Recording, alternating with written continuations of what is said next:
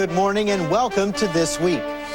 Our exclusive headliners today, General Jim Jones, Senator John McCain. We are focused on al-Qaeda, but we're also focused on extremism of any form. In his first Sunday interview, the president's national security advisor confronts two wars: Dick Cheney's scorn, terrorists in the U.S., and gays in the military. Then, the GOP's candidate in 2008 weighs in on Obama's start and his party's future. I realize that elections have consequences. McCain and Jones, only on This Week. Plus, now's the time to put a new foundation for growth in place. the recession may be winding down, but will lingering job loss and record deficits stall Obama's agenda? That and the rest of the week's politics on our roundtable with George Will, Cokie Roberts, Sam Donaldson, and Robert Reich. And, as always, the Sunday Funnies. It was hot today. What did I tell you? Ooh, I was sweating like John Edwards waiting to watch his wife on Oprah. From the heart of the nation's capital, This Week with ABC News Chief Washington Correspondent George Stephanopoulos, live from the Newseum on Pennsylvania Avenue. Hello again, and happy Mother's Day to all the moms watching. We're going to begin with a Sunday first. General James Jones, welcome to This Week. Your first appearance as National Security Advisor. Exactly. Thank you. You all had a busy week this week. The heads of Afghanistan and Pakistan came here to the United States to meet with the president, to meet with the president's entire team, and you seem to be on the same page. Yet, after the meetings, the president of Afghanistan, Hamid Karzai, said that all airstrikes, all American airstrikes in Afghanistan must end. Will the U.S. comply with that demand? Well, I think that we're going to take a look at trying to make sure that we correct those things we can correct, but certainly to tie the hands of our commanders to say we're not going to conduct airstrikes would be imprudent. That's part of the combined arms package, and so we probably would not do that. But we are going to take very seriously and redouble our efforts to make sure that innocent civilians Does President Karzai understand that you're not going to comply with that demand, and what do you expect his reaction to be? Well, I think he understands that we have to have the full complement of our offensive military power when we need it. We can't fight with one hand tied behind our back. But on the other hand, we have to be careful to make sure that we don't unnecessarily wound or kill innocent civilians. But the other side of the coin is that what makes it difficult is the Taliban, of course, is not playing by the same rules. They're using civilians as shields. So we have to take a look at this, make sure that our commanders understand the subtleties of the situation, the complexity of it, and do the right thing. So it's a difficult problem, but it's not unsolvable. President Karzai also said while he was here that he believes Osama bin Laden is alive. Yet President Zardari of Pakistan says he thinks bin Laden is dead. What is the best U.S. intelligence right now? I think the best intelligence is that we gauge our reaction based on what intelligence we have, and it is inconclusive. Secondly, we wait and see how long it's been before we've seen him actually make a statement, release a video, and make our judgments on that. The truth is, I don't think anybody knows for sure. Well, let me ask you about that, because we saw some audio tapes from Osama bin Laden in both January and March of this year, and it's my understanding that U.S. intelligence thought that those were authentic. Mm-hmm. So what's changed since then to make the intelligence inconclusive? Well, as of March, they thought it was authentic, but we don't have any firm information that says that has changed one way or the other. So I think we'll just continue to press on, and we'll see what happens. What's your gut tell you? My gut, I would like to know conclusively if that's not the case, and I don't think we have that evidence. Does it matter anymore if he's dead or alive? I think it matters symbolically to the movement, for sure, but it's clear that that movement has been very resilient in replacing their leaders as quickly as we are able to capture or eliminate them. But I think symbolically it would be a very big thing if he weren't. Let me ask you about Vice President Cheney. He's been on something of a media tour lately, and the big point he's making is that Obama administration actions, repealing some of the Bush administration counterterrorism policies, announcing you're going to close Guantanamo, ending enhanced interrogation techniques, are all putting America at risk of another attack. Now, that is a serious charge coming from a former vice president. Mm-hmm. What's your response? Well, I would take issue with some of those allegations, and I think, frankly, in the Bush administration, there wasn't complete agreement with the vice president on that score. The truth of the matter is that the Obama administration inherited a situation at Guantanamo that was intolerable. There were only 2 people who had been who'd entered a plea. They both were released with time served. Hundreds of people went through Guantanamo and were released. Many of those are back on the battlefield right now, waging war against us again. The Obama administration has put a stop to that temporarily, as you know. We do have some decision points coming up. The president is absolutely committed to making sure that we recognize the rule of law principle, that we don't make America less safe, and that we continue to try to find the right balance in what could be a multi-layered approach. I want to get to more on Guantanamo in a second, but let me just press this one more time. The former vice president says the Obama administration is putting America at risk of another attack. Well, I don't believe that.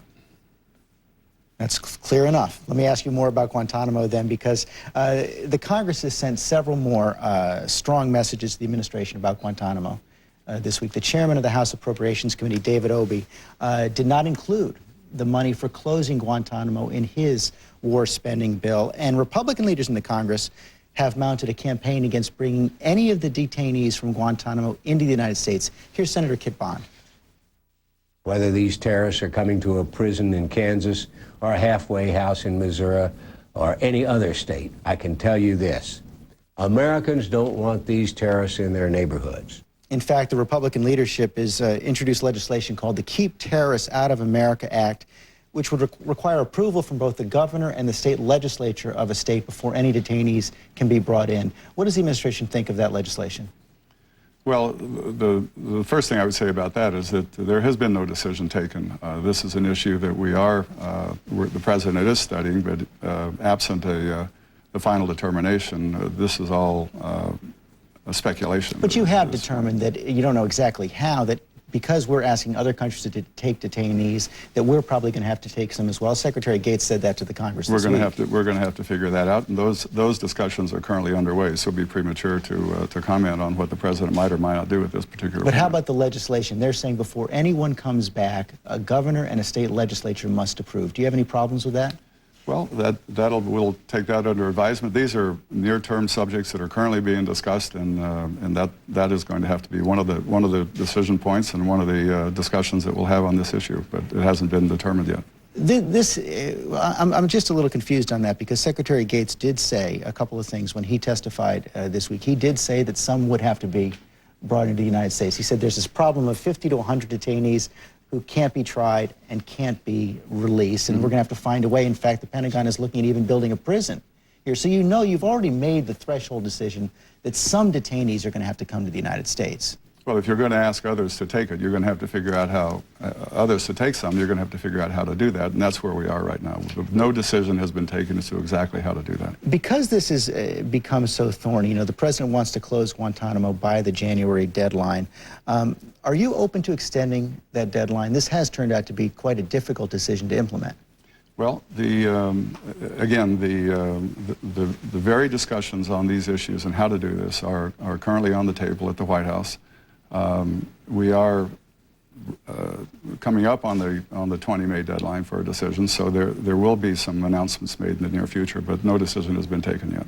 But the president has not ruled out bringing back military commissions to try them either, correct? I think all options are on the table. The president has said that at some point there may be a multi-layered approach that has to be developed in order to solve this problem, but it's clear that we want to maintain our values, we want to protect the judicial process, and this president is not going to do anything that's going to make America less safe, and by bringing people into the country that is going to put our citizens at risk. That's simply not going to happen. Let me bring up the issue of gays in the military. The president has said he wants to reform that policy, allow gays to serve openly in the military. And actually, a remarkable letter from the president was released this week to Lieutenant Sandy Tsao, who was a service person who was discharged from the military because she's a lesbian. And there's this handwritten note I want to show our viewers right now from the president to Sandy, in which he says, "Thanks for your wonderful and thoughtful letter. It is because of outstanding Americans like you that I committed to changing our current policy. Although it will take some time to complete, partly because it needs congressional action, I intend to fulfill my commitment, Barack Obama." Now, this is in the Congress right now. It would take legislation to completely overturn, but some of the president's supporters, like Congressman Rush Holt of New Jersey, say that what the president can do right now is issue an executive order to review the policy and order the military to stop investigations and prosecutions while that review is going on, while the Congress is considering this legislation. Will the president issue such an order? Well, that is, of course, up to the president. This issue is something that has been brought up during the campaign. We have had preliminary discussions with the leadership of the Pentagon, Secretary Gates, the chairman of the Joint Chiefs. This is, as you know, George, better than most, this is an issue that is not going to be a light switch, but more of a rheostat in terms of discussing it and building having the discussions that have to be had with the military in order to make sure the good order and discipline of the military and continues. I understand that, and this is a complicated issue. So it's a complicated issue. It will be teed up appropriately, and it will be discussed in the way the president does things, which is to be very deliberative, very thoughtful, seeking out all sides on the issue and trying to do the right thing. But if the president's against the policy, why not suspend prosecutions and investigations while that review continues? Well, maybe that's an option that eventually we'll get to, but we're not there now. A lot of your former colleagues in the military, 1,000 flag and general officers, including 54 stars, have written a letter to the president opposing any change in the policy, saying that their past experience as military leaders make them concerned about it. They think it's going to have an effect on morale, discipline, unit cohesion. What do you say to your former colleagues? Well, I think, as I said, this is illustrative of the fact that this is a very sensitive issue, and it has to be discussed over time, and it has all sides have to be heard. But I think most of us who've served in the military believe that the standards of conduct is what determines the good order and discipline. So as long as conduct by all members of the military is not detrimental to the good order and discipline, then you have cohesion in the ranks. But there's well, but that gets to the heart of the problem. I mean, if you're saying that any kind of homosexual act is conduct. I'm saying that it applies. It has to be a uniform policy for all members of the military in order to function as the military has to function. We will have long discussions about this. It will be thoughtful. It will be deliberative. The president, I know, will reach out to fully understand both sides or all sides of the issue before he makes a decision. But it will be overturned? I don't know. We'll have to. The president has said that he's in favor of that. We'll just wait. We'll have to wait and see as a result of the deliberations and as a result of in the months and weeks ahead. We have a lot on our plate right now. It'll have to be teed up at the right time, so to do this the right way. Let me ask you one final question. Prime Minister Netanyahu of Israel is coming to the United States next week. He'll be here next Monday. And the Israeli newspaper Haaretz reported on a telegram, reporting on a meeting between you and a European foreign minister. Let me show you what that said. It said that, according to this telegram, you told the foreign minister, the new administration will convince Israel to compromise on the Palestinian question. We will not push Israel under the wheels of a bus, but we will be more forceful toward Israel than we have been under Bush. Jones is quoted in the telegram as saying that the U.S., EU, and moderate Arab states must redefine a satisfactory endgame solution. Does that mean that you're going to press Prime Minister Netanyahu to fully accept a two-state solution? I think it means that this administration is going to engage fully, that is to say, using all aspects of the interagency process to make sure that the security of Israel is not compromised, that the issue of Palestinian sovereignty also has its place at the table. There are many expectations around the world, in the Arab world and in the European community, that we are at a moment where we can make progress with regard to the Middle East. It's going to take American leadership and American involvement, and I think the the signal is going to be that that at all levels of our government, we're going to do everything we can to encourage this long-standing problem to gradually come to show clear progress that we're intent on. Is there resolving. any way to make progress if Israel doesn't say they're clearly for a two-state solution? I think obviously Israel has said it's for a two-state solution. At least Prime Minister hasn't said that yet. that was the position of the former government, and we understand Israel's preoccupation with Iran as an existential threat. We agree with that, but by the same token, there are a lot of things that you can do to diminish that existential threat by working hard towards achieving a two-state solution. This is a very strategic issue. It's extremely important, and we're looking forward to having a good constructive dialogue with our Israeli friends when they visit Washington in the next seven or 8 days. General Jones, thank you very much for your time It's my this pleasure morning. to be with you. Thanks. And now let me bring in Senator John McCain. Welcome again. Thank you, George. You just heard General Jones. Let's pick up right there. Does President Obama have to say quite clearly to Prime Minister Netanyahu, we've got to begin with a two-state solution? Well, I think that it's been previous policy and of previous Israeli governments. We respect the results of a democratic process, and the fact is that I think that we have to push the entire peace process forward, but I'm not sure the timing is right now with a new government in Israel for us to dictate to them their policy. But I applaud the Obama administration's renewed efforts to try and move this process forward. Let me also ask you about Guantanamo. You saw that the General and I talked about that, and you and President Obama share the same goal. You both say that Guantanamo should be closed. You and the President share the same goal on the enhanced interrogation techniques. Yet, especially on Guantanamo right now, it appears that there has been rising opposition to the Congress, to this, what appears to be a necessity, that some of these detainees are going to have to come to the United States. So how do you work with President Obama to meet the goal that you both have set? Well, I don't know how you walk it back to the initial announcement. To announce you're going to close Guantanamo within a year and not have a comprehensive package for how you address these issues that understandably have arisen. I mean, well, what do you do? What kind of process do you put the people through in Romania? How do you ensure that they don't return to the battlefield, as about 10% of them have, including some very high-ranking people? What should have taken place, in my view, was the announcement of the closing and an announcement of exactly how we're going to put these people on trial. The Military Commissions Act that Senator Graham and I originally proposed is clearly what they are returning to.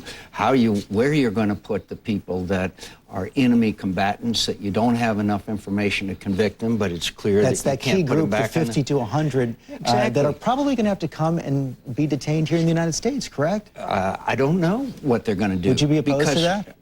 I would certainly be, well, I don't know if I would be, quote, opposed to it, because I would probably want to judge them on a case-by-case basis. I understand the local objection and senators and congressmen objection to saying, here's some people that we're just going to dump onto the community.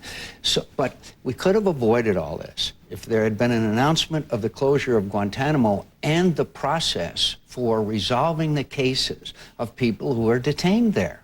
Whether you release them, whether you ask other countries to take them, what the process for trial is, what the process of those that you just discussed who are, quote, enemy combatants, but you can't convict. That is a terrible mistake. Announce the closure, but don't address the underlying problems that a lot of us have been wrestling with for years. So, but how do you fix it now?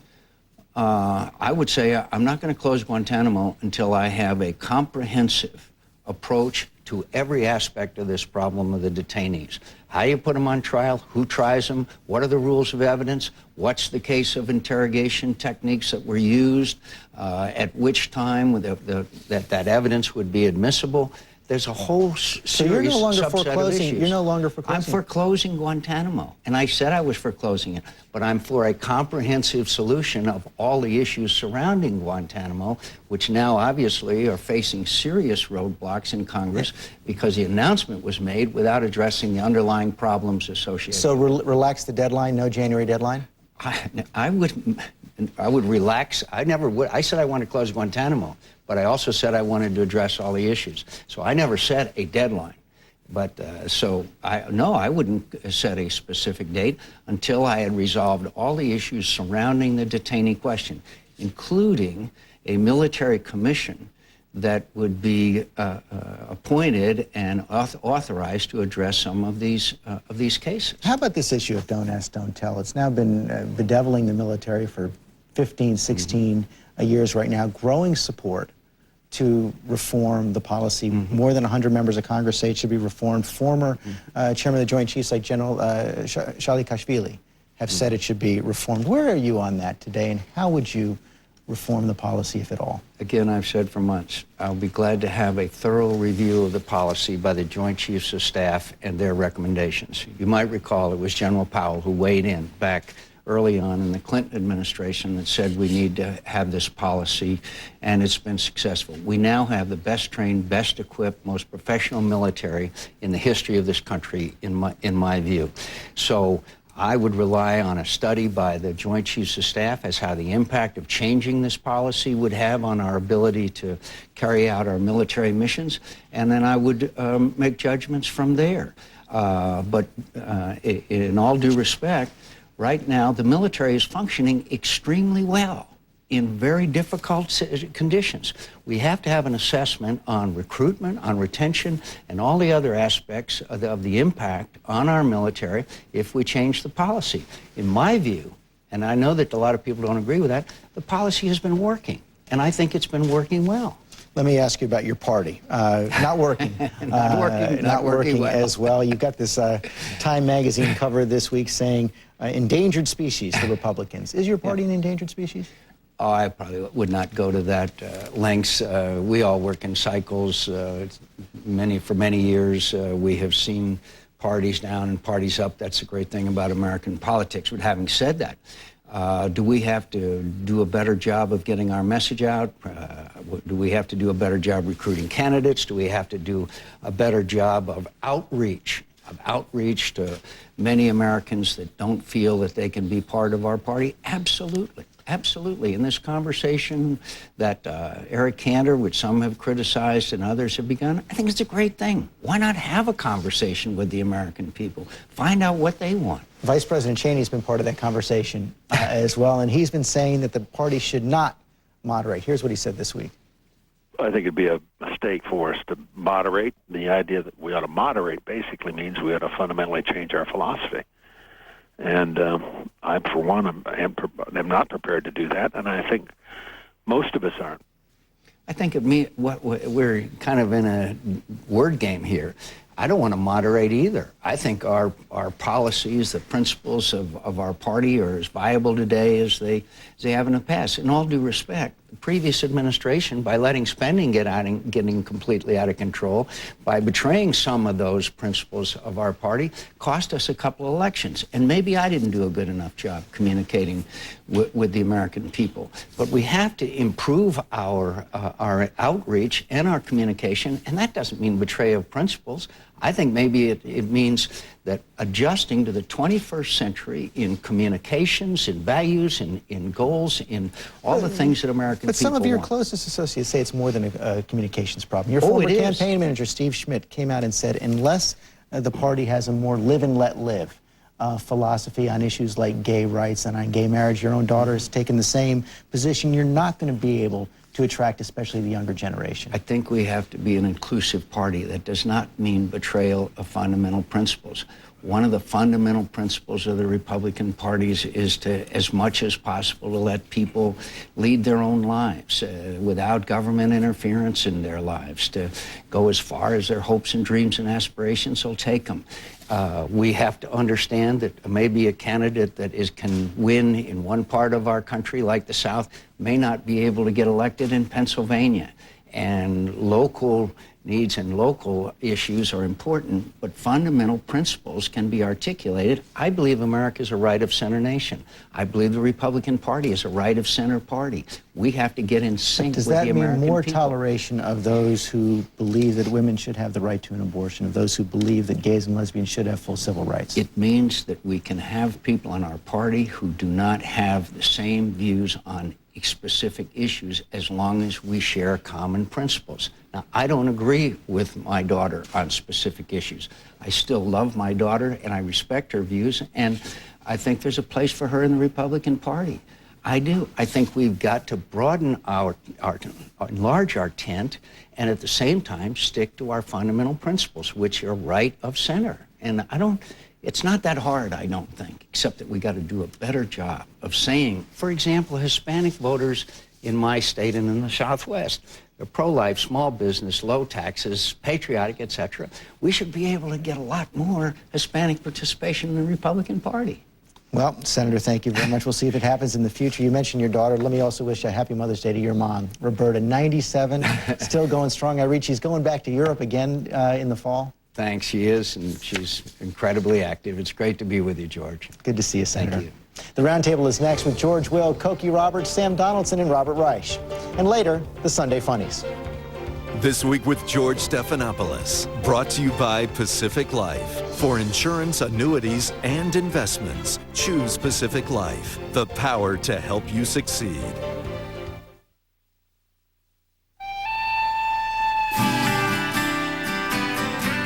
Retirement. It may be a long way off or another adventure waiting just ahead.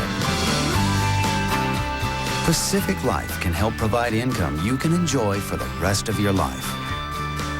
Because retirement could be a very long ride. Ask your financial professional about Pacific Life. Pacific Life, the power to help you succeed. We have recycling plans that fit the biggest companies and programs that help others get started. We're there for you every night and on the job with you every day. When you put waste management to work, you get an environmental partner. And big ideas for every size business. From everyday collection to environmental protection. Think green. Think waste management. I'm Sue, and this is my Citgo.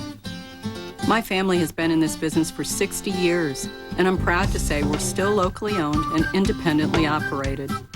Living in the southernmost city encourages independence, and we like to be different. I enjoy being part of a community of very interesting people. Every Citgo is locally owned, and they're at every turn. And sooner or later, they all walk through our doors. It's The World at War, Turning Points, the most powerful World War II documentary ever made. Preserved forever in the diamond-sharp clarity of DVD. With eyewitness footage like nothing you've seen before. Footage once considered so shocking, it couldn't be seen at all. From North Africa and Stalingrad to D-Day, Iwo Jima, and the final battle for Japan. This is the mother of all World War II documentaries. Get The World at War, Turning Points on 3 DVDs for just $59.99. But wait, call with your credit card and you'll pay only $39.99. And get a bonus DVD, Hitler's Germany, free. Plus, call in the next 10 minutes and get free shipping. The LA Times said these episodes will send chills racing up the spine. Call now to get The World at War Turning Points, plus a bonus DVD for just $39.99 with free shipping. Call 1-800-896-9409 to order World at War for $39.99 and receive free shipping when you call in the next 10 minutes with your credit card. We will be right back with the Roundtable and the Sunday Funnies. This week with George Stephanopoulos from the Newseum in Washington, D.C. We'll continue in a moment after this from our ABC stations. They're back, the team that brought you the controversial Da Vinci Code. And now, the controversy continues with Angels and Demons. Tomorrow, its star Tom Hanks talks about the film's spectacular mystery and why they don't think Catholics should be upset. Only on Good Morning America, tomorrow. The Indianapolis race is on. Here they come. Just look at those boys drive. Unbelievable! The checkered flag is out. Who's going to win? The Indianapolis 500 returns Sunday, May 24th on ABC.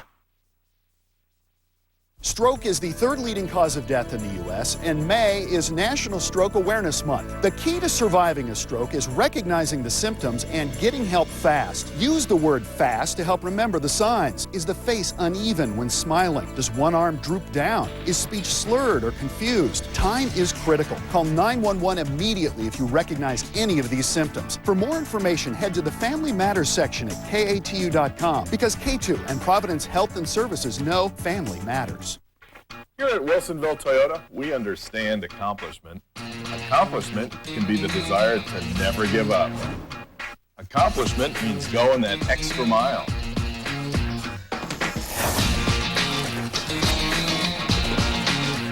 Accomplishment can also mean understanding your obstacles. Come visit Wilsonville Toyota, Portland's only winner of the 2008 Toyota President's Award for great customer service. This is K2 on your side. In the next 100 days, I will learn to go off the prompter, and Joe Biden will learn to stay on the prompter. In the next 100 days, our bipartisan outreach will be so successful that even John Boehner will consider becoming a Democrat. After all, we have a lot in common. He is a person of color, although not a color that appears in the natural world. In the next 100 days, we will house train our dog bone, because the last thing Tim Geithner needs is someone else treating him like a fire hydrant. President Obama cracking himself up last night at the White House Correspondents' Dinner. We're going to talk about that in a little bit, but let me bring in the roundtable right now. I've got George Will, as always, Robert Reich from the American Prospect and Berkeley, Sam Donaldson and Cokie Roberts. And we will get to the jokes later. Have everybody rate the president as joke teller-in-chief. But let's begin with the economy. The president was in a much more somber mood on Friday when we got these unemployment numbers. A little bit better than expected, but still pretty tough news. More than 500,000 jobs lost. Here was the president. Although we have a long way to go before we can put this recession behind us, the gears of our economic engine do appear to slowly turning once again. Consumer spending and home sales are stabilizing. Construction spending is up for the first time in 6 months. Maybe the slip there, George, is revealing. There have been a lot of good signs lately in the economy, but no one knows how soon we're really going to be able to turn out of this. On the one hand, it's difficult to stop the American people from creating wealth. We're an industrious people with a continental market. On the other hand, the president submitted a budget this week that has $1.2 trillion of new debt. Now, that's borrowing that has to come from somewhere. And a lot of it's going to come from domestic capital, because we can't count on our allies to continue buying our debt as they have in the past. And the question is whether this will crowd out private capital investment, crowding it out lead to inflation, and nip the recovery, such as it is, in the bud. What's the answer? Well, the answer right now is that we don't have to worry about that, because we have so much underutilized capacity. 1 out of 10 Americans who are either unemployed or just have given up looking for work, that we do need to spend. The government is the spender of last resort. Now, eventually, in 2 years from now, 3 years from now, we are going to have to worry about, possible inflation, and the Fed is probably going to have to pull in its horns. But right now is not a time the government ought to worry about those kinds of things. Some people say good news on the unemployment front, because the number was a little lower in the last 4 or 5 months. And it reminds me of somebody during the Great Depression. We had 25% of our people were out of work, and someone says, yes, but it's leveled off, I mean, can you imagine 5 years ago, someone said we lost 500,000 jobs this month? Good news. Look, I don't know much about it, except I buy the idea that until the banks are stabilized, until they can lend again, until the potential $600 billion of toxic mortgages can be dealt with, we're not going to be able to get back to a full measure of spending, lending, and buying. And they've got a program right now that has something to do with public and private money combining to buy these mortgages, but it hasn't gotten off the ground. And a lot of economists think it won't work anyway. Well, So- the banks, there was good news on the banks front too, though, this past week. I mean, again, what is good news? But, that they weren't in as bad a shape as was feared.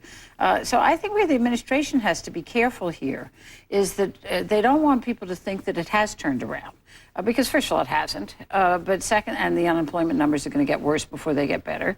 But secondly, they still have a lot of grand plans. And if people think that the economy is righting itself, it's going to be very difficult for them to carry through on these grand plans. That's definitely true, but they do believe, and I was talking to some people on the economic team this week, they believe there's a chance that the recession will actually end in June, that we'll actually see growth in the we third... heard Bernanke say that he thought there'd be growth at the end of the year. But the the problem that you get at it with the jobs, and Bob, check me on the numbers here, in order to start creating jobs again, bringing down the unemployment rate, you don't only need growth. You need 4.5% growth for the same period of time. Absolutely. And I think that when we talk about, or anybody talks about hitting bottom, what we really have to understand is that the bottom is a kind of an undefined concept here. We don't know what a recovery is because we can't go back to the old economy, which was based on debt and Wall Street getting out of control. So what is a recovery? What is a kind of the economy of the future?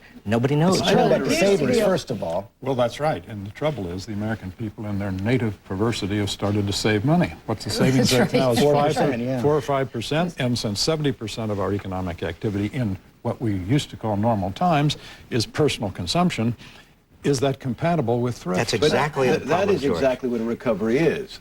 Some guy says, I saw a quote in the paper saying, I use this test. I want it, but do I need it? And if I don't need it, I don't buy it. We have to get to the point where people buy what they want. But look at, George puts his finger on what is the real dilemma here, and that is that what is rational for the individual family in terms of saving money is irrational from the standpoint of the economy as a whole. The banks that survived the stress test, for example, are they going to go back to lending like they did before? They can't possibly. But let me press you on that for a second, because a lot of economists, like Paul Krugman on this program, like you, like Joe Stiglitz, Nouriel Roubini, thought there was no way that this approach that the administration was taking was the right course. You believe that we should go in more radical, temporarily take over the banks. Can you now say, though, that the Geithner approach, the more tempered approach, was right? Well, what we can say on the basis of very preliminary evidence is that the stress tests have fulfilled the goal that they set to fulfill, which was to reassure potential investors in a bank. Well, it's confidence. Public relations. It's confidence. It's to make sure and reassure potential bank investors that there are not worse problems hiding there. But that's different from making the banks healthy. That's the enough. distinction. It's not the same thing as But was this approach better than there going in are and taking worse them over? problems is Fannie and Freddie, which are in terrible shape and are going to need even $19 billion, more right? and more government infusion. So that, at the same time that you're saying, oh, well, gee, the Bank of America only needs $34 billion. And the stock went up $1.20. Right. Then you still have these now have been taken over by the government. That's all. Needing government infusions. That's all of true, except vast right sums. now there's about $110 billion in the TARP, in the rescue fund. Some banks are going to be giving money back. J.P. Morgan's going to be giving money back. Goldman Sachs is going to be giving money back. That number is actually going to go up before it goes down. Maybe some of it has to go to Fannie Mae and Freddie Mac, maybe some to GM. But you're going to have probably a pot of money of about $100 billion there, George Will, that may be available for either more bailouts or more government investment or spending. Just what you want, George. Well, next on the list are municipalities, which is to say public employees unions, which have put municipalities, well, actually the municipalities put themselves in trouble with improvident contracts with their public employees, and now we're going to bail them out. The common theme of all this is save the unions. This phony make-believe Chrysler bankruptcy is really a way of helping the UAW. How's it a make-believe bankruptcy? Because they have altered bankruptcy law and prearranged to give the UAW privileged status over what the bankruptcy law would have given May I to speak normal to my theme creditors. of public relations stress test? I don't think the stress test was firm enough. Stressful enough. But the other part of public relations, we're going to save $17 billion, 0.5% of the $3.4 trillion budget. But the very things that the president outlined as savings, people up there on Capitol Hill will not allow. I mean, that's not. Right. Meanwhile, he wants to do reform of the healthcare system. I've seen estimates ranging from several $100 billion to even $1 trillion if we get it all done that we have to pay for. Because it's not in this budget. Well, which is why there's no place card in this budget, and you have to come up with new money if you're going to do it. I think this is the big long-term question. I mean, we have a short-term issue, how do you get the economy back, and what does it mean to get the economy back? But the long-term is how do you pay for health care? And if the Congress continues to say, no, we're not going to limit dividends or the deductions for the rich. No, we are not going to even limit employer-provided health care for the rich. No, we're not going to do this. Then there's no money. Just a moment. Well, here's a blue sky idea. If you've got $100 billion in the bailout fund, why not use that as a down payment? Try to sell that to Congress. I think that $100 billion, or it looks like it's going to be $135 billion, that's going to be eaten up. It's going to be eaten up by municipalities. It's going to be eaten up by Fannie and Freddie. There are many places where that's going to go. But the truth is that when we look at these enormous deficits, I mean, with the exception of this aberrant bailout situation, when you look at them, you're talking about health care. It's Medicare, it's Medicaid for the states, and it's health care costs for businesses. Which is why the president emphasizes cost control all the time. All the time. And there are, in both houses of Congress, proposals to have commissions. Now, sometimes these work and sometimes they don't, but to really take a look at Medicare, Medicaid, and Social Security. And they're being objected to by the... Nancy Pelosi and Harry Reid. That's right, the by two the Democratic leaders oppose the idea of commissions, and the president is not getting behind because he wants to do health care. And he's not getting behind this idea. He's not going to get behind the commission right now, but let me press that point, because the administration believes the stars are aligning for health care this summer. They think everything is coming together. What I can't figure out, and I ask a lot of people about it, I still don't see the 5, 6, 7 Republican votes minimum you need to really get it done. One of the things that, one of the stars that is aligning is that the Senate has now invested a great deal of time and effort in this question. And as you well know, that takes on a life of its own. They don't want to have done this much work on something and then have it go to waste. So even if they're opposed, senators like Chuck Grassley and Bob Bennett... We'll find some, and there are ways to get to them. I mean, it's a question of getting from here to there. If you do reconciliation, of course, you just have to have 50 votes. That's the one you can get through on 50 votes. Right. But realistically, that's going to be very, very hard to do. And the administration, even though they're allowing it, says they don't want to go down that road. The big principal obstacle right now is the president, because there is a bill in the Senate. It's the Wyden-Bennett bill. Wyden, liberal Democrat from Oregon, Bennett, Utah, the reddest state in the union, conservative Republican. They have a proposal that gives the left a mandate. Everyone is required to buy health insurance. It gives the right the fact that they will, with their tax credits and tax subsidies and all the rest, buy it from private providers.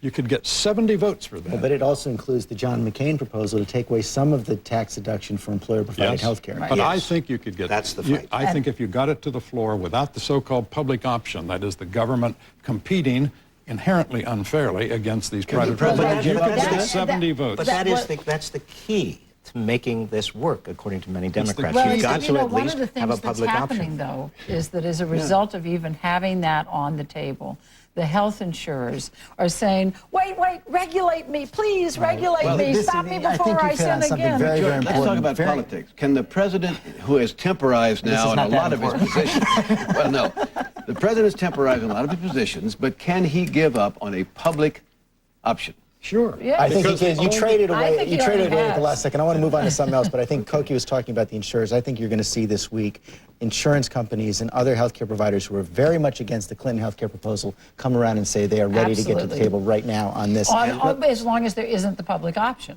That's what they don't want to have out there. Well, the parallels to 1994 are in everybody's mind. I mean, a jobless recovery combined with the question of whether you get health care. Remember what happened to Clinton. And you also, every Republican here in town is dreaming of 1994. Could we do it again? Could we destroy health care with a jobless recovery and make the Obama administration look bad? Not if the health insurance companies say they want to play. Yeah. If they do, that does change the equation. I want to move on to one final number. More than 80% of Americans are very satisfied with their health care plan.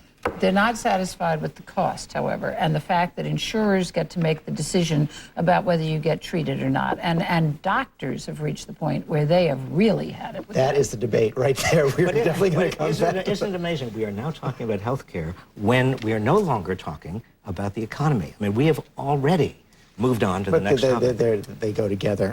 Meanwhile, Elizabeth Edwards was out talking this week about her husband, his campaign, and the affair that could have doomed it had it been doing better. She went on Oprah this week to talk about it. I think it had a lot of people scratching their heads. But at one point, we learned that Elizabeth Edwards found out about it 2 days after John Edwards announced he was running for president. Then remember, 3 months later, there was a recurrence of her cancer, and Oprah asks her, why didn't you get out then? I'm surprised because I think that would have been that was a way out. That was a way out. It was. Considering the fact that you already knew that there had been an affair. I knew that there'd been a night. You know, that's all I knew. Now, Koki, I mean, I think Elizabeth Edwards is an enormously sympathetic and appealing person. Yet I think a lot of people are wondering, what is this about? I'm very puzzled. I'm an admirer of Elizabeth Edwards. I've felt all along that people had their nerve to criticize her for staying in the race when she knew that her cancer had recurred.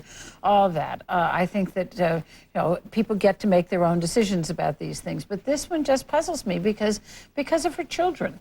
I don't understand how they get through this public exposure without being hurt. It's Elizabeth Edwards' revenge, and well, some people say exactly right. She has it coming to be able to do this, but the time to have done it in some senses was when she was standing up by her husband, knowing about this, whatever part of it she knew about, saying he'd make a great president and following him along.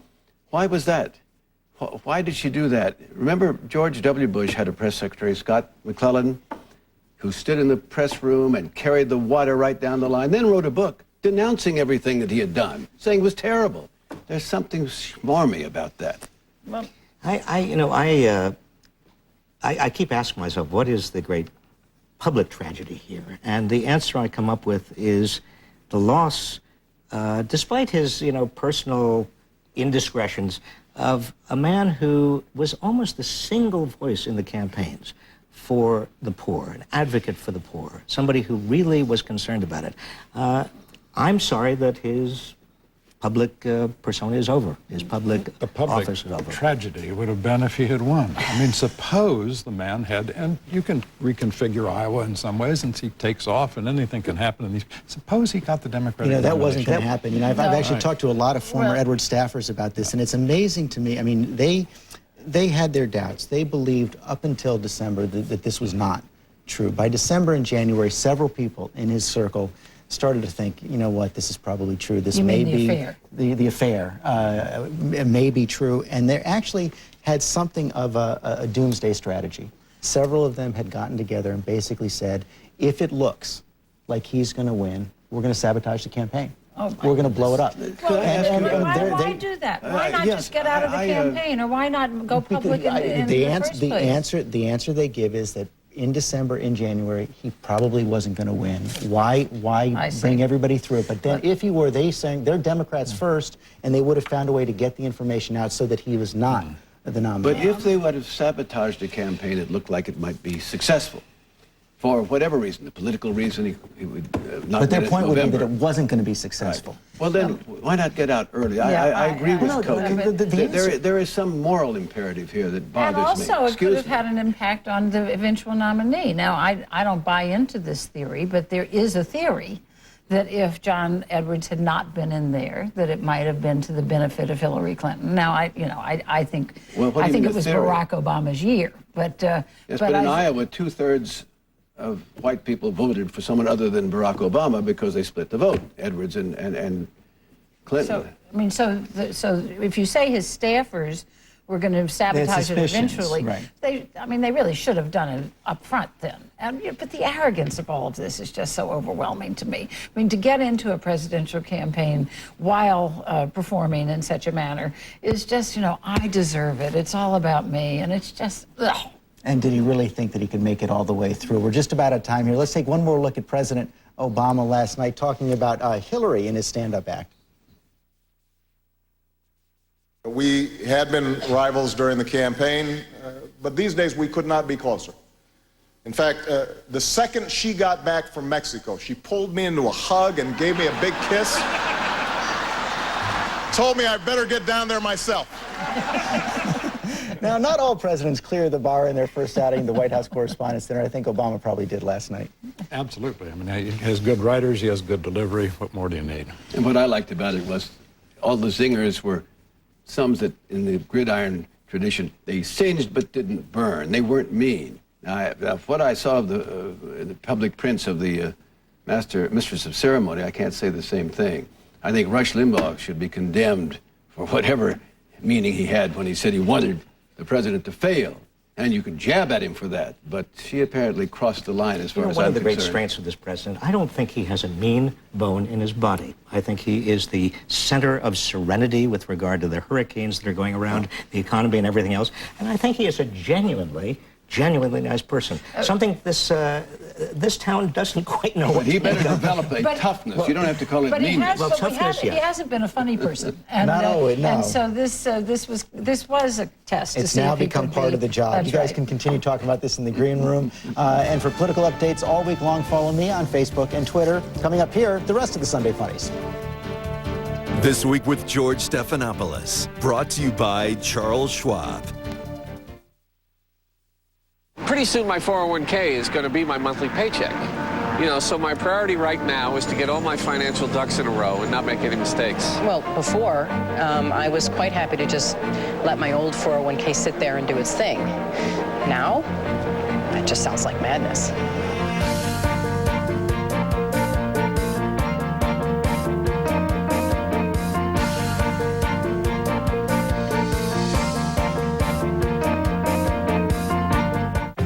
Teach a teacher about energy, and we can help a generation build a better future. That's why ConocoPhillips is working with National Energy Education Development, conducting experiments that help our children understand energy and the importance of conservation, getting kids interested in math and science, bringing energy to life, so we can pass on what matters to the ones who matter most. ConocoPhillips, energy for tomorrow. Tell me something. Why does my company have so many printers? Every time I turn around, there's another one wasting electricity, waiting for a print job, not to mention the stockpile of supplies. Give me one machine with outstanding productivity and functionality. With an LCD panel from Sharp that lets me preview scanned documents, plus an inner finisher that doesn't waste space. While you're at it, how about a sleek design? The Frontier series from Sharp. Work without limits. I did actually look at a couple other sites, but they kind of seemed like a digital version of a bar. It just didn't seem to be really effective. Other dating sites just give you a picture and a paragraph. At eHarmony, we match you with pre-screened singles based on 29 dimensions of compatibility, proven to be the foundation for happy, long-term relationships. It didn't seem as shallow like some of the other websites. That was the beautiful thing about eHarmony, that you can go much deeper. Experience the eHarmony difference for yourself. Review all your matches for free at eHarmony.com. This house is a mess, and I'm afraid that it's killing my children. Don't have a normal life like other kids. This home is making their kids sick. We got to change this. Let's go, let's go. You can actually take your masks off, because once you walk inside there, you're going to be able to breathe clean air. Isn't this beautiful? There is truly no place like home. ABC's Extreme Makeover Home Edition. All new tonight, 8/7 Central on ABC. Jack has a bomb. Wednesday at 8/7 Central. Did he kill everyone on the island? The season finale event. Being here is our destiny. I don't speak destiny. The future is written We have to stop him. by the survivors. What do you want, Jack? I had her, and I lost her. I saw you look at her. I'm with you. This is it! Are you with me on this? ABC's Lost. The season finale event. Wednesday starting at 8/7 Central on ABC.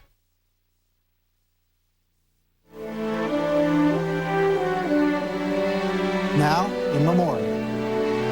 Don't give them easy field goals. Make it tough. Make it tough.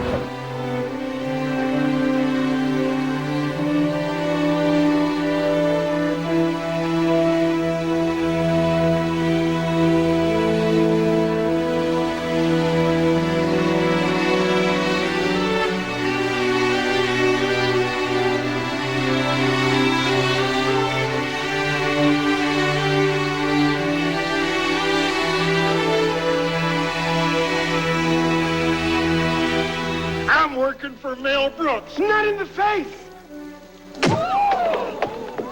Thank you.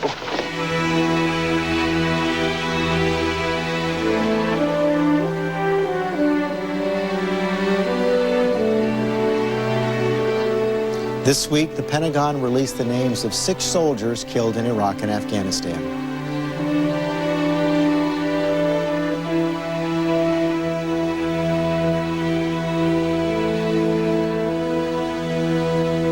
We'll be right back.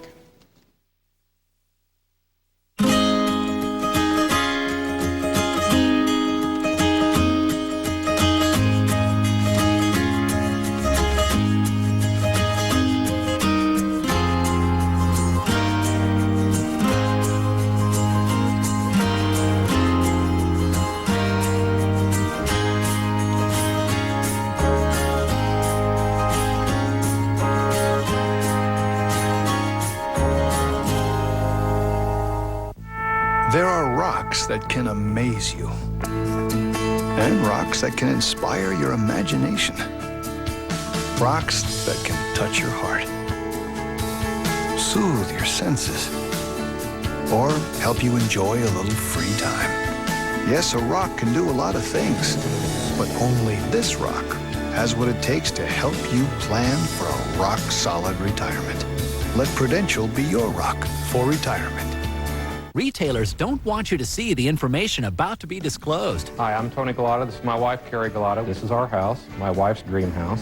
And we furnish most everything in this house with products from Direct Buy. We purchased the breakfast table and chairs. We looked at that table in some other places. They ran around $3,500 and we picked it up for around $1,500. If you're building, remodeling, or simply redecorating a room, there's now a way to buy virtually everything you need at prices you never imagined possible. We've saved, I think, well over $20,000. Just on our kitchen alone, we saved almost $10,000. It adds up to about a $30,000 to $40,000 savings overall. Call the number on your screen now to receive your free insider's guide to buying direct. Plus, you'll also receive a free visitor's pass for an exclusive tour of your local Direct Buy showroom. Call right now to get started buying the Direct Buy way. Stop paying retail and become part of Direct Buy, the private members-only showroom and design center. Don't wait another minute. Pick up the phone and call now. Emily, fill in the blank. In this economy, it's everybody's business to what? Okay. It's everybody's business to do even more with less. Less is the new more, right? Of course. The chase is on. Open the door, police! To target and hunt down career criminals hiding in the suburbs. Police! Monday, ride along. Unprecedented access on the crackdown that's paying off big. Only on World News with Charles Gibson. We've got a bit of a breeze here in Washington today, and here are the Sunday Funnies. The crown at the top of the Statue of Liberty will reopen on the 4th of July for the first time since 9/11. Isn't that cool?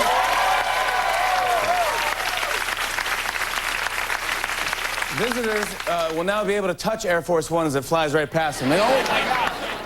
Here's a public service announcement now from Joe Biden. Remember that the sun's rays can cause painful sunburn and long-term skin damage. To be safe, between now and October, do not leave your home. A message from Joe Biden. Time to panic. The state of Maine today legalized gay marriage. Maine became comfortable with the idea after years of touching Canada. Interest in presidential lunches is nothing new. I think we all remember CBS News' landmark 1973 report, Nixon has a burrito. I'm standing outside Washington, D.C.'s Cancun Mexican restaurant. Inside, President Nixon and Secretary of State Kissinger are enjoying some traditional Mexican entrees. And that is our show for today. Thanks for sharing part of your Mother's Day with us. We'll see you next week.